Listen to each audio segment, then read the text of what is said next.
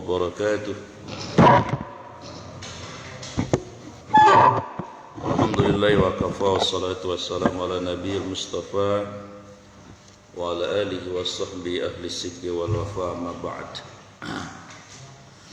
Qala Allah ta'ala a'udzu billahi minasyaitonir rajim wa 'allamal insana ma lam ya'lam wa qala aidan fi ayatil ukhra subhanaka la ilma lana illa ma 'allamtana innaka antal alimul hakim. Shadaqallahul azim.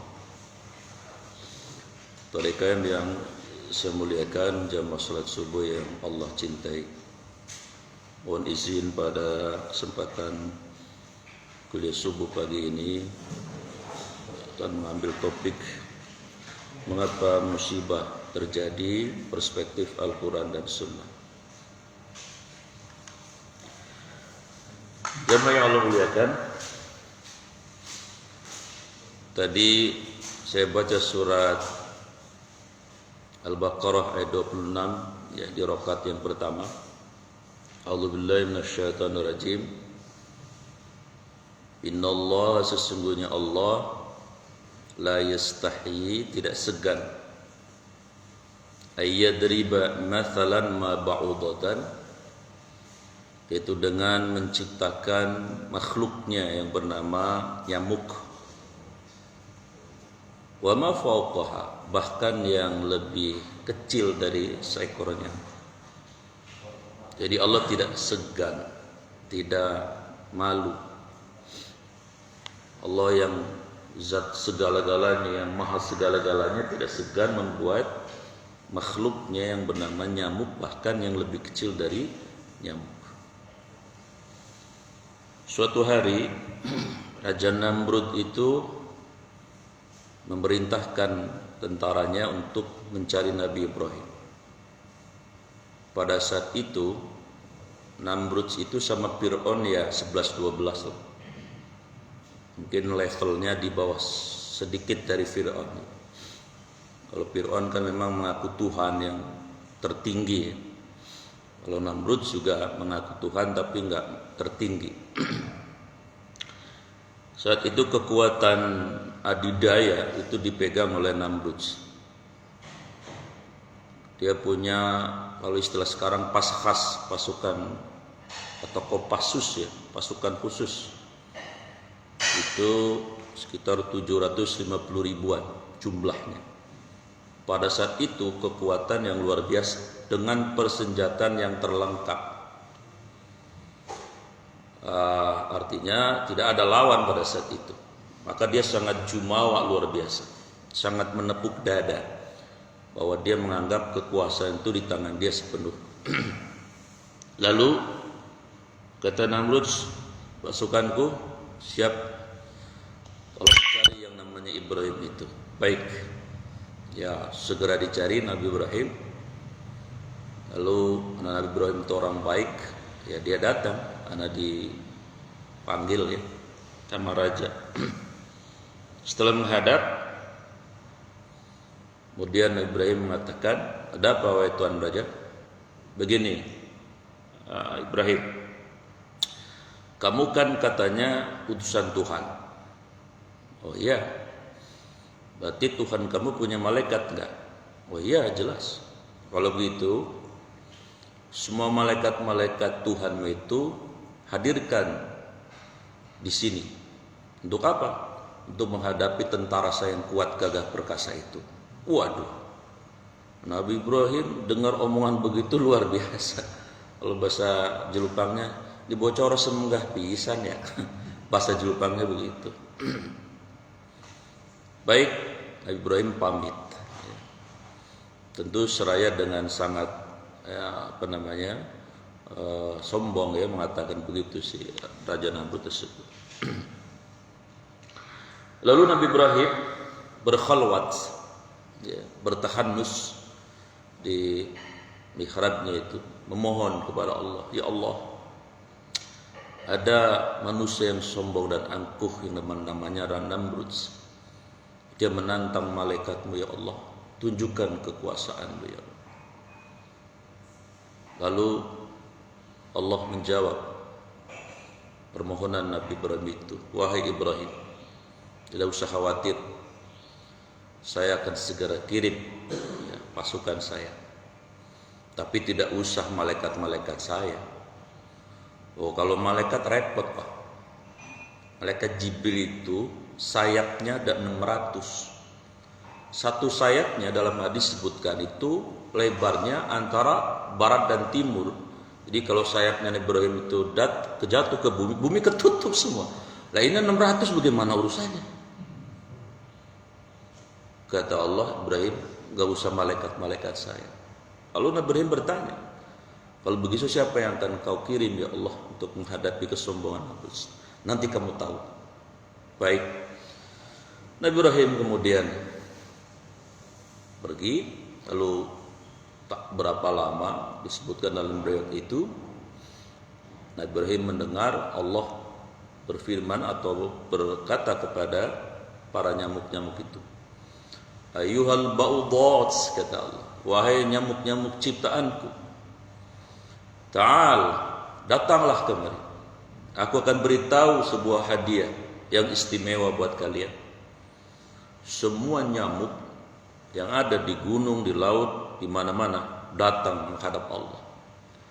Korlapnya, ya dulu juga ada korlap ya, ngomong, ada apa wahai Allah? Kami dipanggil. Kalau bahasa Jepang, gak sehari-harinya ini kita dipanggil gitu-gitu begitu. Wah ini penting nih berarti. Atau lo iya, hari ini saya putuskan kalian akan aku beri hadiah. Hadiah yang pasti menyenangkan kalian. Apa itu wahai Allah? Hari ini aku gratiskan kalian makan daging-daging yang lezat, darah-darah yang lezat. Korlapnya nanya lagi, kiranya daging siapa dan darah siapa ya Allah yang akan kami hisab? Tuh, kamu tahu? Itu si Namrud punya tentara 700.000, tentara yang paling kuat sedunia pada saat itu. Orangnya gagah-gagah. Gak mungkin tentara pasukan khusus krempeng, tenggelen, kampleng, banyakkan makan rengginang kali. Kuat, gagah, perkasa. Makanya bergizi. Silahkan kalian hisap darah-darah mereka dan kalian makan daging-daging mereka sekalian ya. Dan aku akan beri kekuatan kepadamu, gigi kalian walaupun kecil melebihi baja yang terkuat di dunia ini. Jadi kalian bisa merobek, bisa mengunyah, menghancurkan tulang-tulang tentaranya Namrud tersebut. Hore, ketawa semua, lagi girang bener. Ya jarang-jarang makan yang enak begitu kira-kira. Biasanya kan yang udah kuru, ini dagingnya tentaranya. Subhanallah. Dalam waktu yang singkat itu nyamuk kemudian ngamprogin ya, ngedatangin tentaranya Namrud. Pada awalnya tentara Namrud tidak menyangka mereka akan kedatangan nyamuk yang jumlahnya jutaan. Mereka yang lagi pada leyeh-leyeh, lagi pada ngerokok gitu ya, lagi ngobrolin janda. Mungkin kalau dulu ada janda juga. Wah, kaget bukan kepala. Diserbu nyamuk ya. Nyamuknya jutaan, mereka cuma 700.000. Dan nyamuk ini nyamuk aneh bin ajaib. Ditepok bukannya minggir, malah merangsek. Lalu tidak hanya menghisap darahnya, tulangnya digigit, diremuk, dikunyah. Dalam waktu singkat, tepar semuanya itu. Namrud sendirian dibiarkan, karena Allah sudah mengatur skenario ini. Biarkan si Namrud itu. Namrud lari ke istananya. Maka kata Allah, korlapnya bilang, ya Allah, apa harus dihabisin juga nih Namrud? Entar dulu katanya, entar dulu. Biarin dia masuk ke istananya dia merasa aman sementara. Kita tunggu aja maksimal 3 hari. Kalau dia sampai kemudian sadar akan kesombongannya, bertobat, aku ampuni. Nah ini hebatnya Allah. Jadi benar ya, andai manusia dosanya selangit dan bumi ya, selebar setinggi langit, selebar bumi, sebanyak air di lautan, sebanyak pasir di pantai, lalu dia sadar sesadar-sadarnya, dia merasa bahwa saya ini bukan apa-apa, nothing di hadapan Allah, dan bertobat setobat-tobat, Allah akan ampuni. Bahkan ada orang yang membunuh 99, ya, itu pun Allah ampuni. Bayangkan, membunuh 99 diampuni. Kalau di surat An-Nisa ayat 96, wa may yaqtul mu'minan muta'ammidan fajazauhu jahannam khalidan fiha wa ghadiballahu alaihi wa la'anahu wa addallahu adaban adzim. Siapa yang membunuh orang beriman satu nyawa saja, itu 4 ancamannya di surat An-Nisa 93 ini. Pertama adalah neraka jahanam kekal di dalamnya, dimurkai, dilaknat Allah di dunia dan di akhirat, dan disediakan siksa yang sangat pedih. 99 ini dibunuh, kalau dia mau bertobat Allah ampuni. Dan itu hadisnya sahih diriwayatkan. Jadi kemudian Namrud itu ditunggu. Jadi Allah itu kenapa tidak mematikan orang-orang kafir, orang musyrik? Kalau Allah mau sekali jentik orang kafir habis, orang musyrik habis. Karena mereka, kalau bahasa kitanya, songong, gak mau menyembah. Udah tahu nih bumi punya Allah, semua yang ada di bumi juga punya Allah, semua rezeki yang dia makan juga punya Allah, tapi gak menyembah Allah. Tapi Allah tidak marah, bukan tidak marah, artinya menunggu. Ya barangkali ada yang akhirnya sadar. Dan memang itu fakta sosial. Kan banyak orang yang tidak beriman kemudian sadar lalu mereka menjadi orang beriman. Kan banyak kan? Memang ini kebalik. Kalau di luar negeri, terutama di kota-kota besar, itu orang-orang Eropa, orang Jepang, orang Korea, itu banyak yang masuk Islam. Tapi di Indonesia kebalikannya, banyak orang yang keluar dari Islam. Karena secara populasi dulu tahun 45 umat Islam itu 95-97%. Hari ini tinggal 88,7. Berapa itu hilangnya? Dari 273 juta, kan lumayan signifikan. Kalau di Eropa kebalikannya, mereka banyak sekali masuk Islam. Makanya Imam Syamsi Ali yang di New York itu kewalahan Islamic Centernya, karena saking derasnya banyak. Dan mereka yang masuk Islam bukan kalangan cecerek, bukan orang-orang yang strata sosial rendah, bukan orang kaleng-kaleng, ya. Nah, ini fakta sosialnya seperti itu. Maka Namrud ditunggu. Ternyata sampai 1 hari, 2 hari, 3 hari, Namrud enggak tobat-tobat juga. Rupanya dia di sana merasa nyaman di dalam istana yang kuat. Ada pengawal juga yang menjaga. Akhirnya Allah putuskan, hei korlap nyamuk, siap ya Allah. Kalau bahasa kitanya, abisin aja dah. Akhirnya itu si nyamuk masuk lewat celah-celah yang tidak diduga oleh si Namrud. Lalu begitu masuk, mohon maaf, nyamuk masuk ke hidungnya. Habis ke hidungnya, kan nyamuknya kuat bener kan, bajanya bisa rembuk, langsung ke otaknya. Mohon maaf, dihisap itu semua isi, mohon maaf, otaknya si Namrud lagi, si Namrud tadi. Dalam waktu singkat, tumbanglah kesombongan makhluk yang bernama Namrud tersebut oleh seekor nyamuk. Itulah maka ayatnya tadi Al-Baqarah 26, innallaha la yastahi ayyadriba mathalan ma ba'udatan fama fawqaha.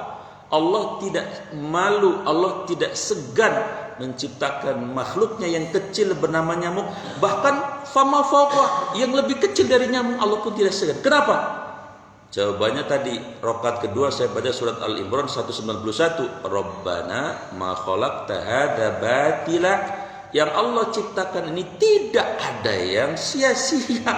Semua ada fungsinya, semua ada gunanya. Ya setidaknya nyamuk, apa sih manfaatnya dan gunanya nyamuk? Banyak. Salah satunya tadi, jadi tentara Allah. Yang kedua, bayangkan dengan adanya nyamuk, ya Allah, iklan di TV sejak saya kecil ada kali 20 mah iklan perusahaan obat nyamuk. Satu perusahaan karyawannya 1000, Masya Allah, ribuan jutaan orang gara-gara nyamuk bisa makan. Karena karyawannya punya istri, punya anak, apalagi istrinya 2, ya Bapak ya, makin banyak lagi aja. Jadi nyamuk itu bermanfaat, bahkan yang lebih kecil dari itu. Jamaah yang saya muliakan, tadi sebelum Allah mengirimkan nyamuk, Allah mengatakan kepada Nabi Ibrahim, aku akan kirimkan tentaraku bukan malaikat tapi nyamuk. Bahkan aku sebenarnya bisa mengirimkan tentaraku yang lebih kecil dari nyamuk dan bisa menghabiskan 700.000 tentaranya si Namrud tadi. Itu Allah ngomong begitu. Berarti apa? Kalau yang lebih kecil dari nyamuk kira-kira apa? Barangkali kalau zaman sekarang bisa virus, bisa bakteri, ya mungkin virus, ya bisa jadi virus. Entah virusnya namanya apa, ya nggak tahu. Yang pasti bahwa di dunia ini ada yang ngatur. Al-Mudabbirul Alam, pencipta dan pengatur semesta raya ini adalah Allah. Virus, bakteri semuanya punya Allah semuanya. Mereka nurut semuanya. Apa buktinya mereka nurut? Baca surat Al-Jum'ah ayat yang pertama.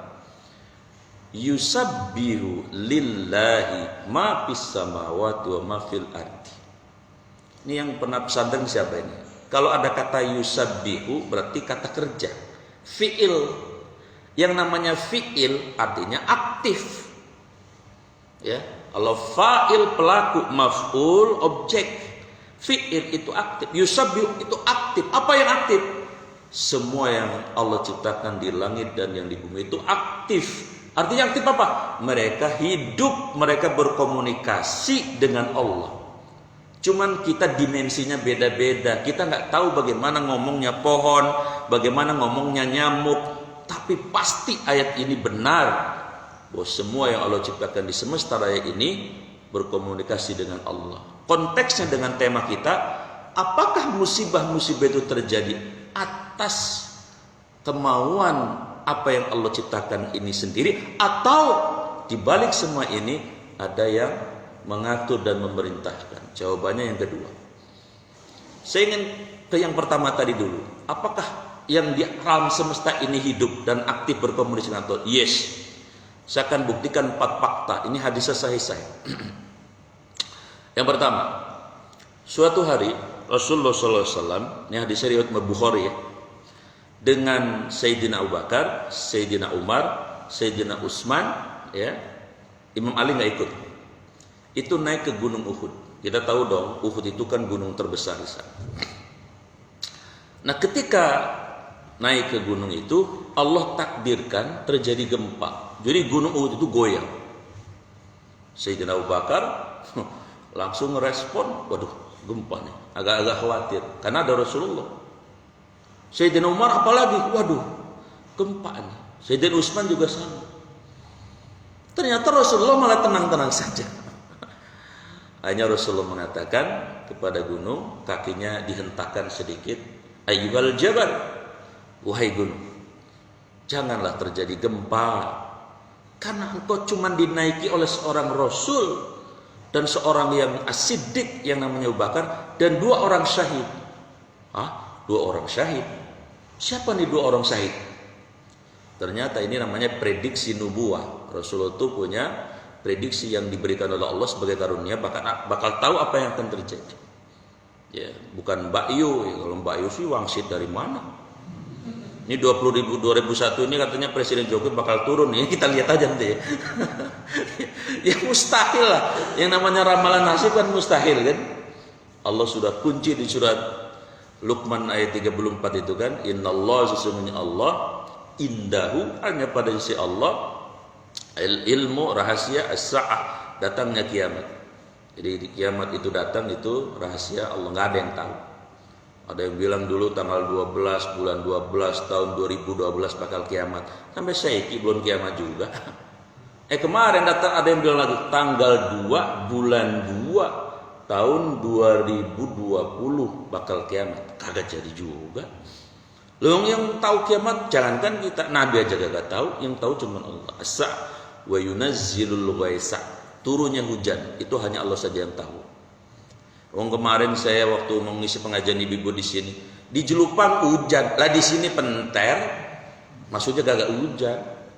Harusnya kan radius berapa sih dari sini ke Jelupang? Paling 2 kilo ya, 2 kilo. Tapi kok bisa beda? Iya, karena yang ngatur hujan itu bukan makhluk, Allah yang ngatur turun di mana, di sebagainya. Allah yang menurunkan. Jangan main-main. Wa yunazzilul ghaisa wa ya'lamu ma fil arham. Yang terjadi pada rahim perempuan itu Allah juga yang tahu. Tidak ada yang tahu. Maksudnya seandainya, ini ada yang pengantin baru nggak nih? Nah, expired semua. Iya, maksud pengantin lawas gitu. Ya kalian yang mau baru gitu ya. Ya namanya pengantin baru itu boleh. Apa tujuan Anda menikah? Saya ingin punya keturunan yang soleh. Cakep. Tapi jangan bilang begini. Kira-kira anak kamu pengen berapa? Saya pastikan anak saya pasti 5. Loh. Kita ini suami istri hanya berikhtiar mencampuri istri. Ya. Jangan hanya malam Jumat, malam yang bentet ya, kalau udah bini kita campuri. Tapi jangan memastikan kita bakal punya anak atau tidak. Karena ada juga orang yang diuji oleh Allah melalui tadi tidak punya anak. Padahal sehat, kata dokter sehat. Suaminya sehat. 10 tahun nggak punya anak. Lah banyak. Ya, ini artinya apa? Karena itu rahasia Allah. Kemudian yang kedua, ketika sudah antara ovum zigot dan ovum tadi bercampur, jangan juga memastikan pasti anak saya perempuan. Emang kenapa? Lah saya suka makan yang pedas-pedas mulu. Lah apa urusannya? Yang menentukan anak kita laki dan perempuan itu juga rahasia Allah. Dokter mah tahunya setelah jadi. Itu juga di keker pakai apa itu USG ya.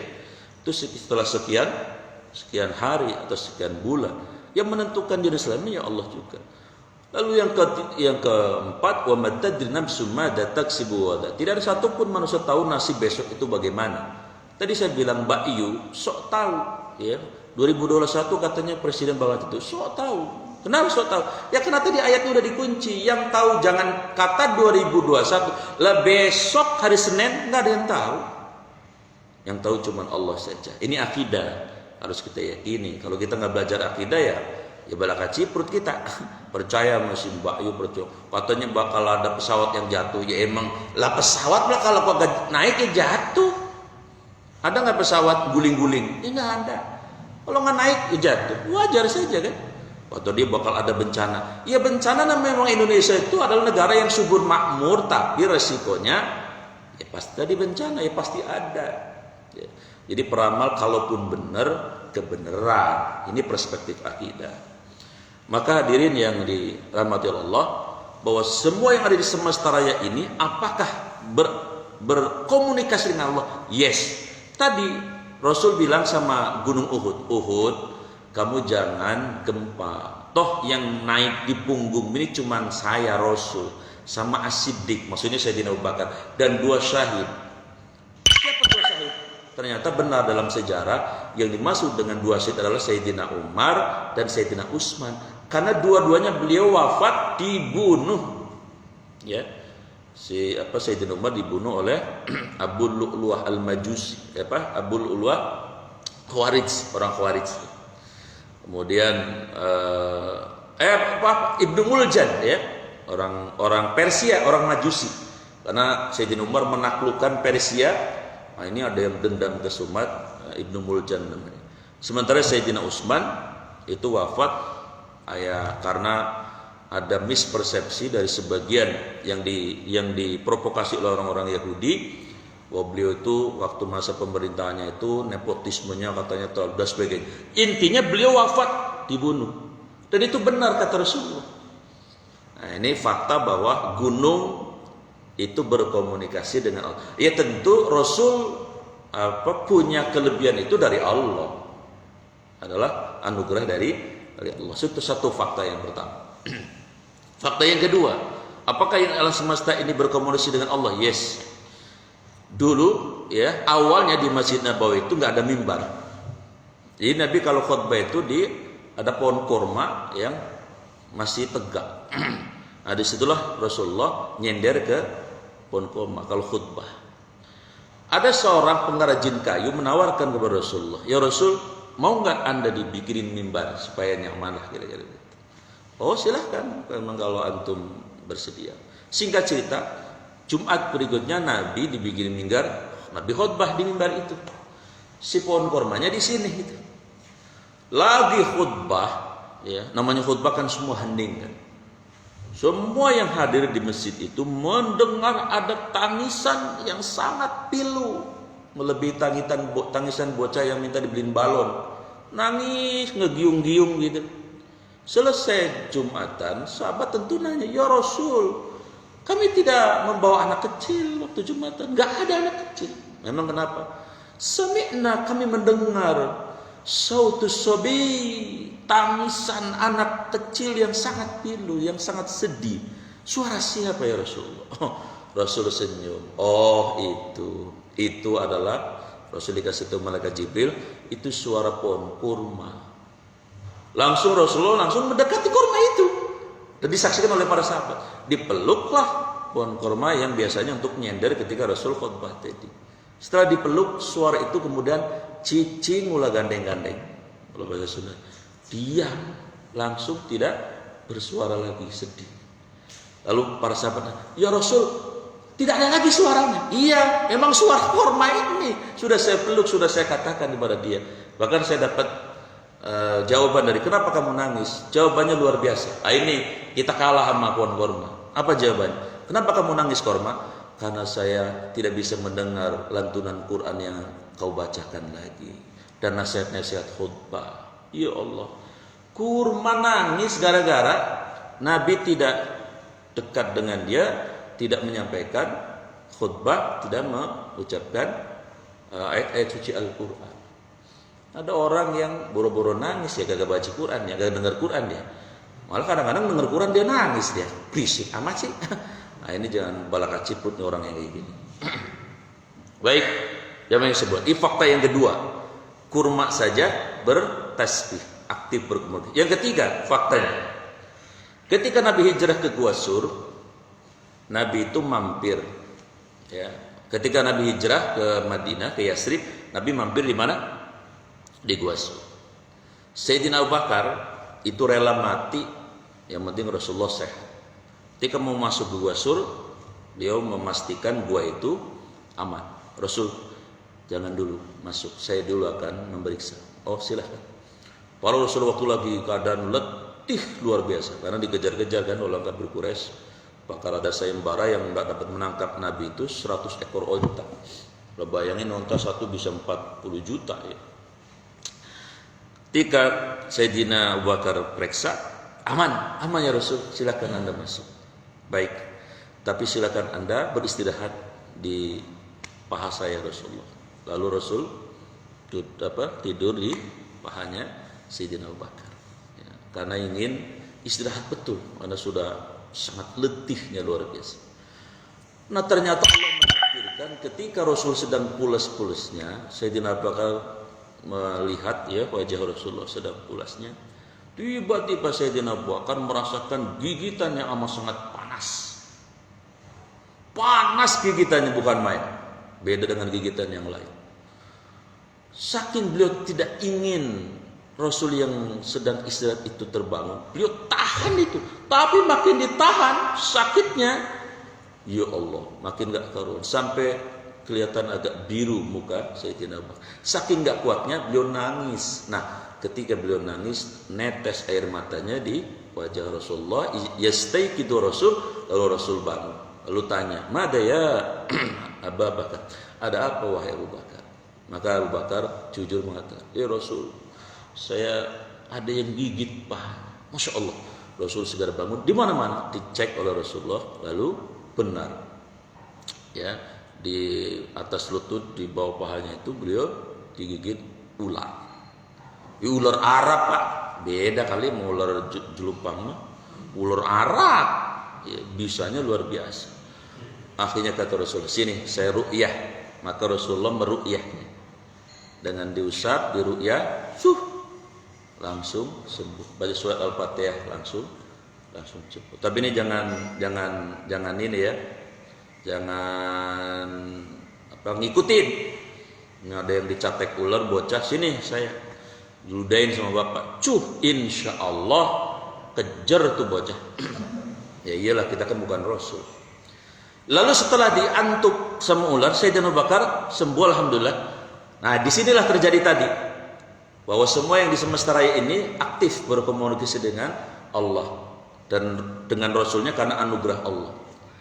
Ternyata yang menggigit itu seekor ular hitam, dan Allah memberikan anugerah kepada Rasul untuk bertanya kepada si ular. Apa kata Rasul? Ular, lah baik, kamu kenapa tega menggigit sahabat terbaikku Abu Bakar? Kamu tahu ini siapa?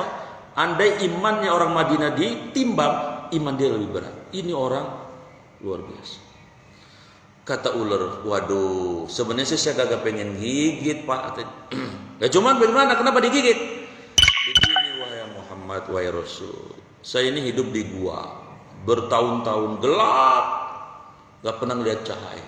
Ketika Anda datang, itu ada cahaya melebihi bulan purnama, dan saya sangat senang melihat cahaya. Tapi ketika saya mau melihat cahaya, dipampetin tuh sama Abu Bakar. Kira-kira begitu kamu. Ya kegampangannya begitu aja. Lo masuk ke bahasa ular saya juga gak tahu. Yang tahu kan Nabi. Ya kira-kira terjemahannya begitu. Oh begitu, iya. Jadi ya mohon maaf aja Abu Bakar, saya ini bilang, sampaikan ke Abu Bakar, wahai Rasul, saya sebenarnya gak pengen gigit dia, tapi saya pengen banget lihat cahaya. Wajahmu tuh bercahaya, saya senang.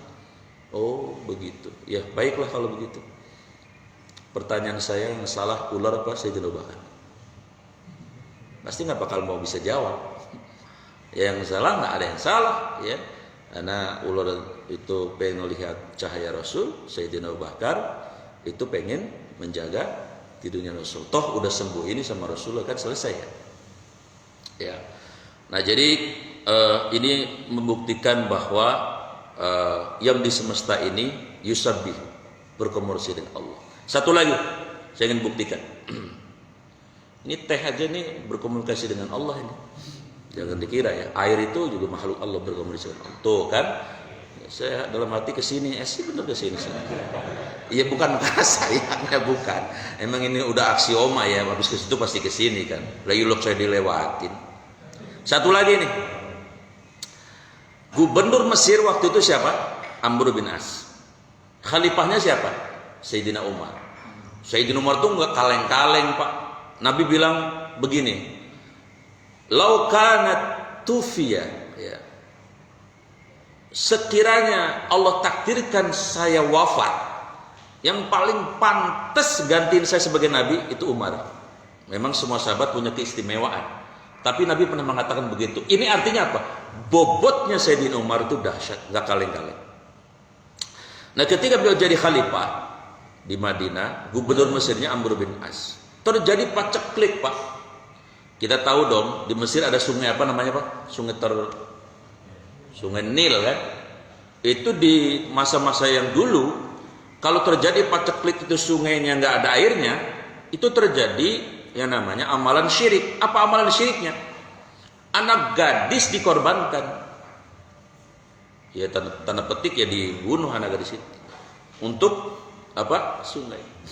Maka Amr bin As tidak ingin terjadi itu lagi. Iya dong. Sejarah kita zaman dulu kan juga kadang-kadang ada nuansa syiriknya kan Pak ya. Kalau bangun jembatan ya dulu mesti kudu ada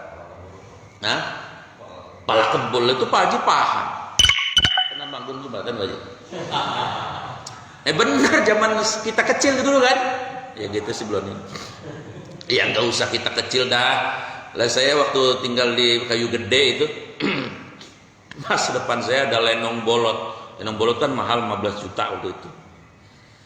Itu saya pagi-pagi mau sholat subuh, mau nyium bau apa ini ya? Bau 7 rupa gitu.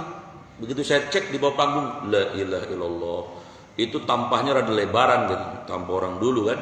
Isinya komplit Pak. Ayam bekak-bekakak ada, kopi, rokok lisong, menyanya juga nyala. Masya Allah, saya bilang ini buat apa ini? Habis sholat saya nanya, namanya ke Mamat kan, Bang Mamat ini buat apa ini? Begini Pak Ustadz, lah kita mau orang dulu katanya. Emang apa? Lah kita mau ada lenong ini. Ya kan Pak, yang namanya lenong kan nggak pure lenong. Paham ya maksudnya ya? Lenong mah jam 8 sampai jam 10. Lah jam 11 ke sono mah, lah bukan lenong. Yang ngigel lebih dua pada joget. Nah biasanya nanti ada anak-anak muda yang takut terjadi rese Ustadz, lah kita ya kula nuwun dulu dah sama yang punya daerah sini. Dalam hati saya, daerah sini punya siapa? Lah Pak Lurah itu mah. Ya sudah Pak Ustadz mah nggak paham dah. Ya bilang saya nggak paham katanya. Padahal kan karena keyakinan yang salah tadi. Ayolah minum dah ya. Padi minum padi. Aromanya geluk baik ini. Pak minum Pak. Ya santai aja lah. Jadi akhirnya Amr bin As bilang begini, Tuan Khalifah, terjadi paceklik yang luar biasa. Lalu, ya Anda kan Khalifah, solusinya gimana dong? Solusi gitu kan. Baik, kan terkenal tegas itu. Al-Faruq itu jangan kata orang setan aja takut sama dia. Saya akan cari solusi. Tunggu sebentar. Dia nulis, tek, serepet. Ya kira-kira begitu deh ya. Jangan baca di sini, baca nanti di sono. Ya namanya Amr bin As, ya sebagai gubernur nurut. Dibawa itu surat sampai di Mesir, dibuka. Isinya bikin dahinya Amr bin As berkerut. Assalamualaikum warahmatullahi wabarakatuh. Ayyuhal nahrul Nil. Kalau bahasa kita ini, wahai yang terhormat sungai Nil. In kunta tajri, kalau bahasa kita ini, kalau kau mengalir atas kemauanmu sendiri, silahkan kau mampet seumur umur. Tapi kalau kau mengalir atas perintah Allah, pasti kau akan mengalir. Tanah Umar bin Khattab. Lalu yang gubernur baca surat itu, makomnya belum nyampe pak. Kan kadang-kadang kita suka negatif thinking ya. Padahal kita makomnya belum nyampe, kita negatif thinking. Padahal itu orang memang makomnya sudah seperti itu. Akhirnya ya diletakkan saja dia di sungai itu tadi, apa adanya Amr bin As. Subhanallah, atas izin dan inayah Allah, langsung waktu itu sore mendung bergelanyut hitam, langit Mesir seolah mau tumpah, dan hujan begitu deras luar biasa. Ini karomah namanya. Kalau Nabi mukjizat, kalau wali karomah. Jadi Sayyidina Umar itu adalah waliullah yang memiliki karomah tadi. Maksudnya apa? Ya air hujan juga punya Allah, terserah Allah. Sungai juga punya Allah, terserah Allah. Kalau kata Allah ngalir ya ngalir. Karena semuanya aktif berkomunikasi dengan Allah. Pertanyaan terakhir, Anda mau terakhir ya. Kenapa sekarang hampir di semua daerah tanah pada bukit pada longsor? Apa bukit itu longsor atas kemauan sendiri? No. Kemudian kali luap, lalu terjadi apa? Banjir bandang. Apa atas? Ya itu kan alam saja. Enggak, kita bukan orang sekuler. Ini bumi ada yang punya. Ini isinya juga ada yang punya. Semua yang ada di bumi juga berkomunikasi dengan Allah. Apa gunung? Sekarang ini Batuk ke gunung apa? Macam-macam ya. Yang lagi sekarang Merapi. Apa gunung juga batuk-batuk atas maunya sendiri? No, gunung ada yang punya. Laut, gunung, apa saja semua. Kemudian ketika mereka dalam bahasa manusia menjadi musibah, itu tidak kebetulan.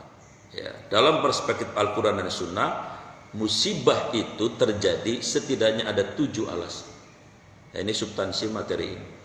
Pertama, di dalam surat Ar-Rum ayat 41, Dhaharal fasadu bil barri wal bahri bima kasabat aydin nas. Kenapa musibah terjadi? Karena kata Allah, dhahara al-fasad, telah nampak al-fasad, kerusakan. Bil barri di darat, wal bahri di laut, bima kasabat aydin nas, karena ulah tangan manusia. Apa maksudnya?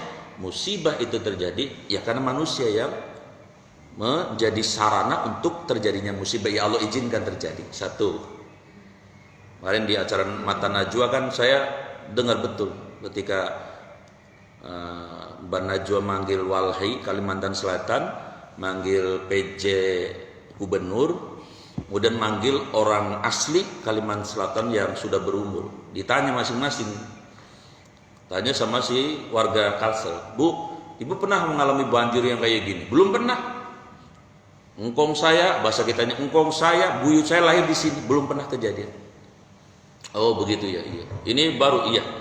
Lalu si Mbak Najwa nanya sama Walhi, kenapa ini Kalimantan kok kayak gini? Ya bagaimana nggak rusak? Kira-kira kalau nggak salah dengar saya, 62% hutan rusak sama tambang sama sawit. Tapi yang punya ownernya tuh siapa nggak tahu dah. Yang jelas bukan orang Keismin, Ya orang-orang sono dah yang sarapannya roti kali, bukan orang Indonesia bahkan rata-rata. Ya, betul kata bahasa media, aseng dan asing. Ini kalau dibiarkan bisa hancur-hancuran. Bahkan ada 800 bekas galian tambang yang menganga rusak luar biasa, dan itu menimbulkan efek ekologi yang luar biasa. Lalu Mbak Najwa nanya ke PJ Gubernur, kenapa ini terjadi? Ya ini kan kata Pak Presiden kan curah hujan yang disalahin. Lah hujan mah kagak salah. Di Quran dikatakan wa anzala minas samai ma'an biqadarin. Allah nurunin hujan itu nggak mungkin untuk menzolimi makhluknya. Nggak mungkin Allah berbuat zalim. Oh, kalau begitu apa kesimpulannya? Kami kata PJ, kami akan evaluasi. Kata Walhi, evaluasi mulu. Lah ini penelitian kami sudah ada. Ya intinya tadi, mohon maaf, bahasa Qurannya tadi, bima kasabat aidinas, include keserakahan. Kolaborasi antara, maaf, ya, pengusaha dan ya para pemilik kekuasaan. Yang korban akhirnya siapa? Orang kecil. Itu satu. Mengapa musibah itu terjadi? Yang kedua, mengapa musibah itu terjadi? Lihat surat Al-Ankabut ayat 1. Ahasiban nasu ayyutraku ayyaqulu amanna wa hum la yuftanun. Apakah kalian mengira manusia dibiarkan mengatakan kami beriman, padahal kalian belum kami uji? Maksudnya apa ini? Musibah itu terjadi memang semata-mata ujian dari Allah. Orang Indonesia kan mayoritas Islam, ya diuji di tes imannya dengan musibah. Apakah tetap kepada Allah berserah dirinya atau tidak? Itu yang kedua.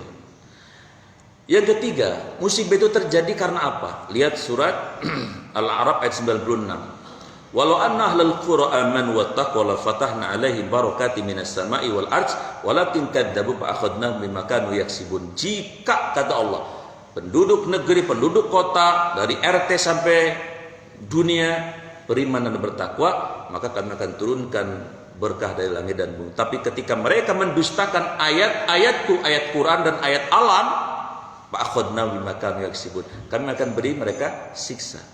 Jadi penyebab musibah mendustai ayat Quran dan mendustai ayat semesta ini. Yang keempat, mengapa musibah itu terjadi? Lihat surat Ibrahim ayat 7. La benar-benar jika syakartum kalian mensyukuri pemberianku, la azidannakum. Aku tambahin nikmat dalam bentuk yang macam-macam. Walakin kafartum, tapi kalau kalian tutupi, maksudnya Allah ditutupi, seolah-olah Allah nggak ada, seolah Allah yang tidak punya alam semesta ini. Inna azabillah, tunggu siksa saya pedih di dunia dan di akhirat. Jadi ini persekot dari Allah DP musibah itu. Yang kelima, ini mau terakhir jadi cepat-cepat aja ya. Mengapa musibah itu terjadi? Ada hadis riwayat Imam Tabrani begini. Idza ahabballahu qauman ibtalahum. Jadi ketika Allah mencintai satu kaum, maka Allah akan menguji dengan berbagai macam ujian. Oh, musibah itu adalah tanda cinta rupanya. Tanda cinta, karena mungkin Allah cinta sama orang Indonesia supaya orang Indonesia pada tobat ya, maka dikasih ujian. Yang ke berapa? 6. Ngetes dong sebenarnya saya. Ini lupa sama kopi sama teh ya, ustadznya dilupain. Yang ke-6, ujian atau musibah itu hadisnya riwayat Muslim sahih. Ma yusabbul mu'min hatta syaukata yushakibi illa kataballahu anhu hasratan wa khutat anhu khati'atan. Jadi kalau Allah ngasih musibah kepada siapapun, baik kolektif maupun personal, lalu dia sabar dan ikhlas, maka tujuannya Allah ingin membersihkan, menggugurkan dosa-dosa. Termasuk hanya cuman duri kecil sakitnya. Makanya mohon maaf Pak Haji yang udah pada senior, kalau sakit itu alhamdulillah. Jadi serius ini. Ya kalau masih muda kayak Pak Bayu, masih gagal, masih kawin lagi juga bisa. Tapi yang udah pada aki-aki malah sakit itu untuk menggugurkan, menghilangkan, membersihkan dosa masa lalu. Lah kan kita dulu nakal ya Pak Haji ya. Pak Haji nakal nggak kira-kira dulu? Lah nakal. Ya biasanya batas nakal umur 50 dah. Ini masih muda begini masih nakal semua ini. Pak Adi berapa Pak Adi? 21 lebih ya. Lebihnya istrinya yang tahu. Jadi harus bersyukur kalau dikasih tiba-tiba encoknya kumat, segala, daya namanya. Makanya Quran mengatakan wadunakisu fi khalqi, Allah bakal kurangin nikmat fisik ya, supaya apa tadi? Sebagai penebus kafarat karena masa-masa lalu kita. Ketika orang meninggal dalam keadaan sakit, dia ikhlas sabar, Pak. Sakit sehari bisa menghapus dosa setahun. Dicoba itu. Tapi kita jangan minta sakit, kagak boleh. Lah songong amat minta sakit, emang kuat. Tapi seandainya sudah tua-tua dikasih sakit, itu adalah cara Allah menyayangi dia.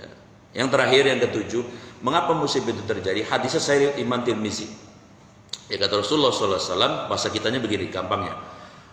Kalianlah senantiasa menetapi amar ma'ruf nahi mungkar.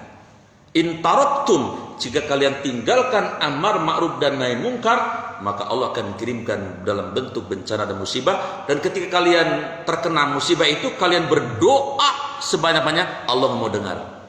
Saya khawatir hadis ini sekarang terjadi. Istighosah, Allah banyak, kagak didengar sama Allah. Karena meninggalkan amar ma'ruf nahi mungkar. Kalau amar ma'ruf mah gampang, semua kiai juga amar ma'ruf. Yang susah nahi mungkar.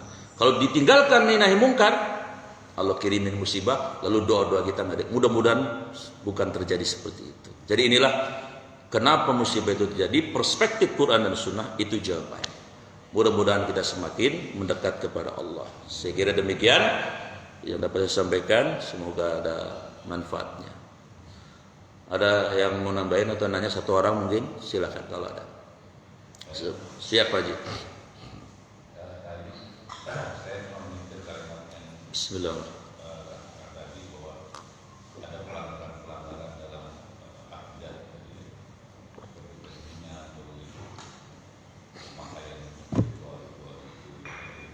Oh. Nah itu kebetulan saya juga baca gitu. Itu lari kepada pelanggaran kepada akidah. Akidah yang berbagi dari akidah rububiyah dan uluhiyah. Iya. Gimana? Iya, tauhid terbagi menjadi 3. Walaupun ada yang nggak sepakat, nggak apa-apa lah, dihormati ya. Karena ada yang nggak sepakat, apa tauhidnya? Ya kita hormati lah. Tapi di Quran jelas kok, tauhid itu betul ada 3, yaitu tauhid uluhiyah, rububiyah, uluhiyah dan asma wa sifat. Itu semua ada di Quran. Tauhid rububiyah maksudnya Allah sebagai Rabb. Rabb itu maknanya al-Khaliq, pencipta, al-Mudabbir, pengatur, al-Musawwir yang mendesain, ar-Razik yang memberikan rezeki. Kemudian uluhiyah adalah tauhid di mana Allah sebagai ilah. Al-ilah itu maknanya adalah alladzi lahul qalbu bikulli khubin wa khaufin wa raja'in.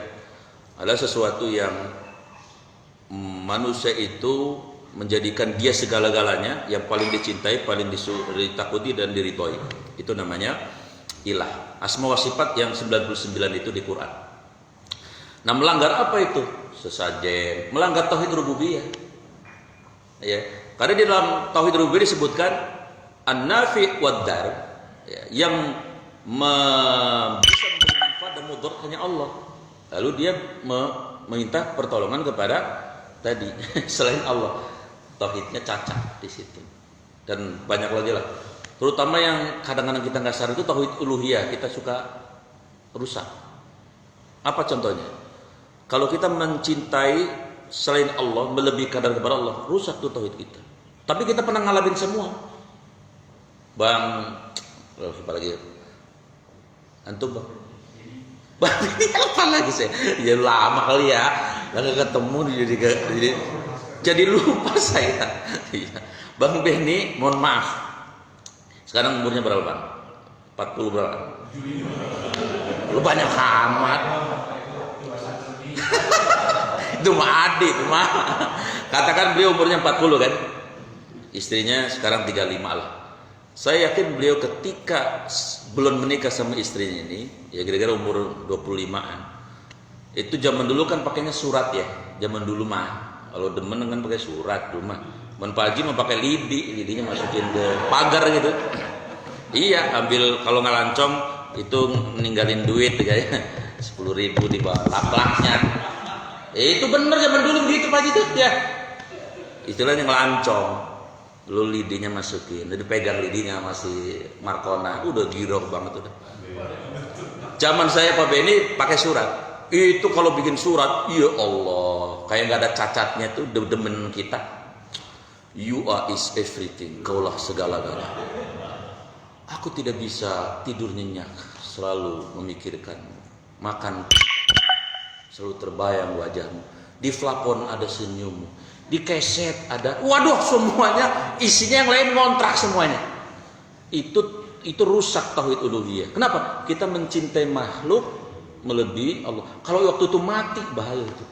Cuman kita nggak pada sadar. Mohon maaf nih yang hobi burung, burung banyak dipikirin, mati repot itu. Cuman kita nggak sadar. Yang hobi mobilnya diempling-empling, dielus-elus, aduh nggak boleh ada yang nyipratin air, nggak boleh. Karena ilah kita itu hanya Allah, yang paling dicintai itu hanya. Cuman kita mohon maaf banyak tidak sadar. Makanya kajian-kajian tauhid malah kadang-kadang dilarang. Apa itu tauhid uluhiyah, rububiyah? Oh, itu Quran semua ada. Malikin nas, ilahin nas. Ya nggak tahu lah. Sekarang di Indonesia unik sih, aneh-aneh orang Indonesia nggak tahu deh. Yang bener disalahin, yang salah dibenerin, yang rendah diangkatin, yang tinggi dijeblos. Ini udah nggak tahu lah, unik, udah akhir zaman kali. Jadi begitu Pak Haji. Itu sesajen merusak tauhid rububiyah. Kalau la ilaha illallah rusak, nggak ada ampun. Kalau ibadah kita kurang-kurang, Allah maafin. Karena Allah berfirman, innallaha la yaghfiru ay yushraka bih wa yaghfiru ma duna dzalika liman yasha. Maka jaga tauhid kita, akidah kita. Baik, sekira itu kita